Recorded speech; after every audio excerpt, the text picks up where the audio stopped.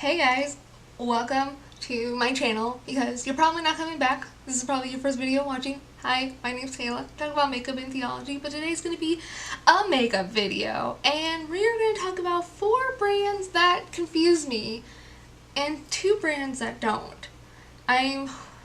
So the way I mean that these brands are confusing is not like the products or the quality of them, it's just kind of the way they market themselves that I just don't really get. And then there's 2 brands that they know what they know what's up. They know what they're doing. So social media handles are gonna be down below. You can hang out with me on Instagram. I'm technically on Twitter, but I just you know what? Follow me on Twitter too. You know what? I'm gonna make Twitter a thing for me. We're gonna do it. And then subscribe to my channel, click the notification bell so you can hopefully get notifications of when I upload. I want to upload as much as I possibly can, so hopefully stuff starts ramping up soon. I want to thank you guys so much from the bottom of my heart for stopping by, and now let's get spinning because my movie doesn't have a rolling transition. Sexy. The first brand that confuses me is Too Faced because they have the Better Than Sex mascara, this very sexy kind of class, like almost promiscuous kind of branding with that. And they've done things in the past that have kind of been more kind of like sexy like that. And then they did like the glitter job mask. Do you guys remember that? Yeah, that was weird and awkward, but I guess it kind of did cool stuff. But then Too Faced has like this really cutesy and playful side, like with the Clover palette being after Jared's dog Clover, and they do like the chocolate bar palette, the Sweet Peach. They have it very fun and light, and Candy Johnson did like her candy themed collection. It was so adorable, but it's just, you have like sexy and then you have like really cute and innocent. It's just a very weird combination. And when they did that collab with Kat Von D, they went like the cutesy innocent route, but then they gave you like a sample, like deluxe size of the Better Than Sex mascara. I think that collab would have been so much greater if Kat Von D did her thing, but then Too Faced, you know, Kat Von D kind of did like the gothic kind of thing, but what if Too Faced did like kind of a more sexy side to Too Faced and really amped that up? Because that with Kat Von D would have been a great collab. Instead of it was like goth and like cutesy, and it was just really weird. So Too Faced confuses me. Kind of adult kind of themes. Now, I think they are getting close to not being so confusing with the rebranding of like the Natural Face collection, because I went from like these tin little containers and then they laced them up, they made it a lot more elegant, and it makes sense for them because I have this cutesy little container, this cutesy little palette. Let me grab it real quick. So I have the OG Too Faced Natural Eyes palette, and it's just the shades. You have Heaven, Cashmere Bunny, Sexpresso, Erotica, Push Up, Honey Pot Nudie, Silk Teddy, Chocolate Martini. These are fine names. Like, I'm not offended by the names. It's just, it's when you have stuff like this and then you have like the Clover candy themed collections. They just, to me, don't go together. So ColourPop is so confusing. Now, granted, the only thing I've tried from ColourPop is their lipstick so far, but just, okay, when I think of ColourPop, I think of color. I think the entire freaking rainbow. And 90% of their palettes are nudes. Like, neutrals. And it's just, where's the color? I expect color when I think of ColourPop. Now, I guess you could also take it as like ColourPop as in a pop of color, which would make more sense to their palettes and brands. But when you are celebrating your birthday and your pack, like the Fame and Fortune palettes are bright and colorful, then you open them up and they're like all the same eyeshadows. There's like a slightly warm one and then a slightly cooler one. Like, what's up with that? Like, ColourPop to me, if any brand is the loudest brand when it comes to color and really stepping outside of people's comfort zones that way, I feel like it should be ColourPop.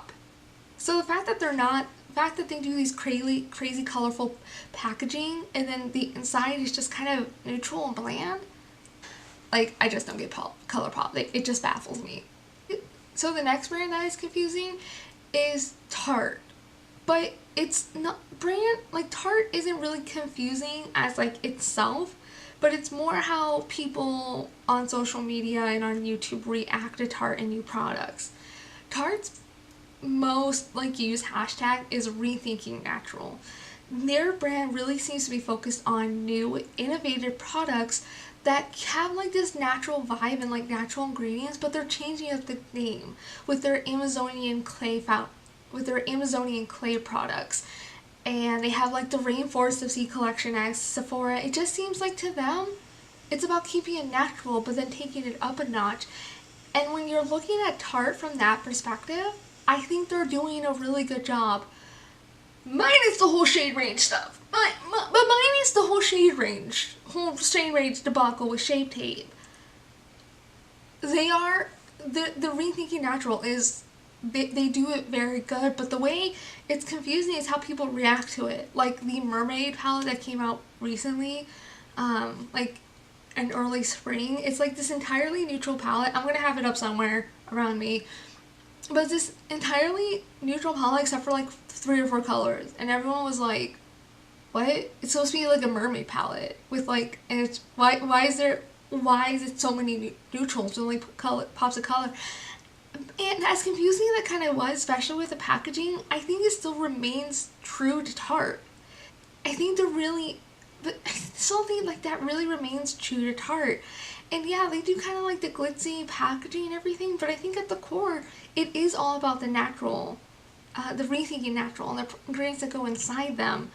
And the last brand that is confusing is Maybelline and L'Oreal. Now, if you don't know, L'Oreal and Maybelline are owned by the same brand, L'Oreal. L'Oreal owns Maybelline.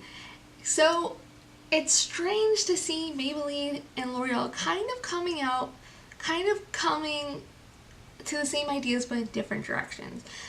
But it's still like, because Maybelline is owned by L'Oreal, the fact that they're kind of doing the same thing, but knowing that they're owned a company is like, why doesn't just like L'Oreal, in my brain is like, I know big companies like take over smaller ones, but because they're both drugstore brands, and you almost always see like Maybelline right next to L'Oreal, or you know, they're really close to each other. Like, I just don't like, why don't, I don't know. Those are the 4 brands that confuse me. The first brand that doesn't confuse me is Morphe. Now, I know the hatred for Morphe on YouTube, and I am a tiny little channel. Morphe has no idea who I am. They've never liked one of my Instagram posts. I'm not existent to them. But since Morphe started, this is what it looked like before. The palettes had like these rounded, you can't see that. The palettes had like rounded edges, kind of like 3-dimensional on the side. And now, I'll just leave you to Google what the brand looks like now, but it's very much more sleek.